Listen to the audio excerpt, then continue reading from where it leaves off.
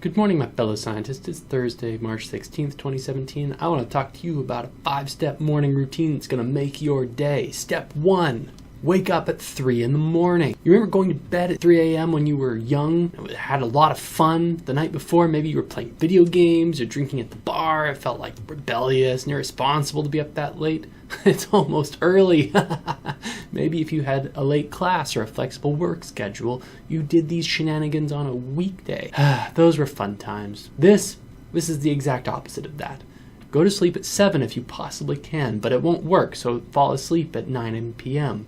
Then wake up at 3 a.m. the next morning after just barely enough sleep to function. Step 2, protein. Cereal over the age of 30 is a terrible idea. Even brand cereal. You don't want cereal in the morning. It's just sugar. Sugar takes up a squatter's residence on your middle and is harder to evict than your derelict roommate Martin, who ate your eggs, incidentally, and doesn't feel bad about eating your eggs because they're not free range. Cruelty excuses theft, apparently. Cook an egg for breakfast. You are a grown-up. Step 3, coffee. Using a clean coffee maker, brew 8 to 10 cups of Walmart's Great Value Medium Roast. It's a great value. There are no calories in a cup of black coffee, but there are 100 milligrams of caffeine. It is by will alone I set my mind in motion.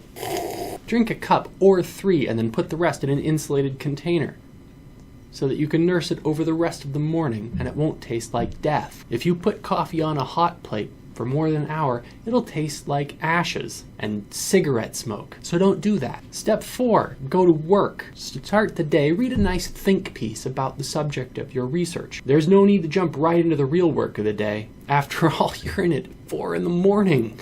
If you need an hour to get your head on straight, that's all right.